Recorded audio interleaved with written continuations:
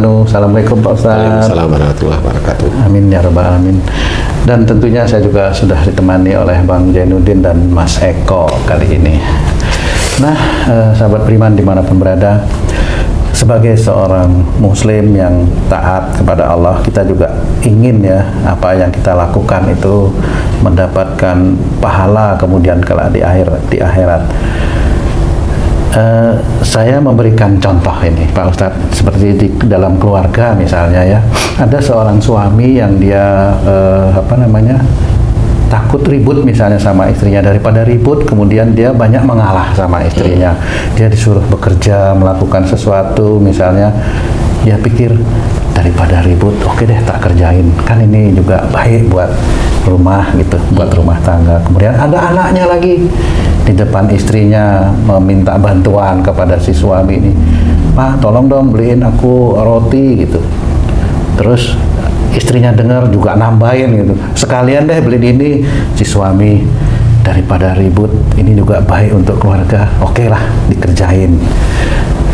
Sebenarnya apakah semua perbuatan baik itu nanti akan mendapatkan pahala di akhirat atau seperti apa sebenarnya Pak Ustaz? Iya. Bismillahirrahmanirrahim. Assalamualaikum warahmatullahi wabarakatuh. Waalaikumsalam warahmatullahi wabarakatuh. Amin ya rabbal alamin.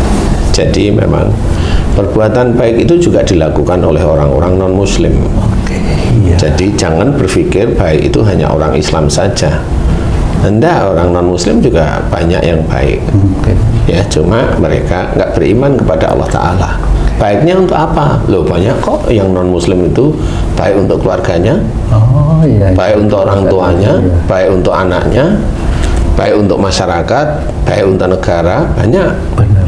Dan gitu. Jadi yang kita itu, perbuatan baik kita itu dicatat oleh Allah Ta'ala menjadi amal soleh kita, yaitu dengan niat karena Allah. Innamal a'malu binniyat itu harus benar-benar difahami ya. Sesungguhnya amal seseorang itu tergantung niatnya, amal perbuatan itu tergantung niatnya. Niatnya apa sebenarnya? Nah, selama ini jarang menjelaskan. Kalau seorang Islam dia memang belajar taat, memperbanyak amal ibadah itu ya niatnya karena Allah, jangan untuk dunia. Kayak tadi ceritamu, betul. Ada seorang bapak atau suami yang disuruh istrinya. Dia hanya berpikir biar keluarga saya nggak ribut, biar saya sama istri nggak ribut. Nah, ini kan hanya niatnya nggak ribut, bukan berbuat baik karena Allah Ta'ala, hanya nggak ribut aja. Nah, kalau nggak ribut itu, apakah itu bisa menjadi amal soleh? Walau a'lam, kan dia hanya pengen nggak ribut itu kan dunia. Betul. Kalau untuk urusannya akhirat kan ada pokok-pokok yang harus diperhitungkan, yaitu umpamanya si suami itu jadi imam. Nah, pada saat si suami disuruh istrinya itu, apakah hari ini yang dimana sekian puluh tahun nggak pernah disuruh? Oke, ya. Atau hari ini dan sekian puluh tahun disuruh-suruh, kan beda-beda ini. Betul. Nah, dengan kondisi yang beda inilah nanti akan menjadikan si suami ini kelasnya yang mana. Sebenarnya hanya diketahui bahwa kalau si suami itu ingin menjadi imam soleh di hadapan Allah Ta'ala, ya tunjukkan. Kalau selama ini puluhan tahun itu selalu hanya cuma biar tidak ribut atau nyenengin istri, kan bukan itu tujuan. Tujuannya itu akhirat Allah. Apalagi nanti anaknya nimbrung minta, dan sebagainya. Nah, persoalannya kalau anaknya nimbrung ini sekali itu, atau sudah sekian belas atau sekian puluh tahun dari anaknya yang minta terus pada si ayahnya. Kalau ayahnya itu selalu dibegituin dengan anaknya, nah berarti si ayah ini kan nggak pernah mendidik anaknya, dia menjadi paham. Nah, kenapa seperti itu? Nggak taunya anaknya nyontoh ibunya, Nah, ini kan sama seperti itu. Sama seperti seorang istri yang selalu marah sama suaminya.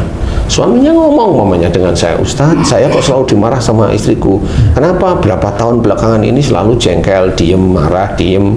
Aku minta ini ya kadang diladenin, kadang enggak. Kemudian selain istri saya, anak saya juga marah sama saya, kelihatan dari wajahnya, Walaupun kelihatannya sih enggak, tapi saya kok agak asing ya. Nah, itu ditanyain, apakah istrimu itu marah hari itu atau marah ada sesuatu.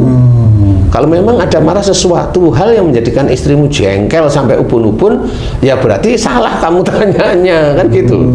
Jadi seseorang akan melakukan sesuatu perbuatan baik atau perbuatan tidak baik itu dia juga berniat. Kenapa dia berbuat tidak baik? Dia punya niat pasti. Saya akan mencuri, niat saya lillahi ta'ala, kan nggak ada. Bener, Kan gitu, nggak ada. Oh, Ya. iya. Jadi yang jelas pada saat seseorang itu minta mamanya, ya Allah, aku memohon kepadamu bagi seorang laki-laki ini, berikanlah aku istri yang soleha. Mamanya ini belum punya istri loh ya, bukan mau nambah lagi loh ya ini. Belum punya istri, berikanlah aku istri yang soleha yang bisa menenangkan hatiku. Menenangkan, bukan menyenangkan. Menenangkan hati itu berarti ya perilakunya baik. Nah, sebagai seorang yang meminta istri yang menenangkan hati, berarti dia sendiri juga harus berniat. Untuk apa dia menginginkan istri seperti itu? Agar lebih dekat kepada beriman, bertakwa kepada Allah Ta'ala. Nah, ya Allah, aku mohon kepadamu, aku memohon kepadamu agar Engkau berikan kepada diriku anak-anak yang menyenangkan hati. Wah, kan gitu kalau anaknya menyenangkan hati. Nah, yang mana nih? Agar bisa meningkatkan imanku dan ketakwaanku kepadamu. Itu harus seperti itu. Kalau hanya menyenangkan hati, semua anak-anak nyenangin hati. Kan seperti itu. Nah, niatnya untuk apa? Kebanyakan orang-orang Islam itu niat itu rata-rata dan kebanyakan dunia. Rata-rata itu dunia. Jadi niat hanya berbuat baik, niat hanya tidak ribut, itu kan dunia. Betul. Niat biar tidak rame, niat biar tidak bacok-bacokan, itu kan dunia sebenarnya. Yang niat akhirat itu sangat jarang. Kenapa? Karena memang jarang mengajarkan, karena jarang diajarkan oleh guru-gurunya. Niat akhirat ya hanya cuma bismillah, itu kan di mulut. Benar. Di hatinya niat itu bukan di mulut aja, hati ini yang penting. Pada saat dia itu melakukan sholat sunnah tahajud, dia memang benar-benar beribadah kepada Allah Ta'ala untuk mencari ridho, atau hatinya kata guru saya, kata ustadz saya, nanti habis sholat suruh berdoa minta macam-macam. Loh, kan itu dunia jadinya, minta macam-macam. Mana akhiratnya? Ya digabung, sholatnya akhirat, mintanya dunia. Nggak bisa seperti itu. Nggak bisa seperti itu. Melakukan kebaikan tapi untuk dunia. Nah, itu tidak tercatat. Insya Allah tidak tercatat menjadi amal soleh. Hilang itu. Makanya kerjakan akhirat. Allah itu sudah banyak menceritakan dalam Quran. Kerjakan akhirat, duniamu akan mengikuti, jelas sekali.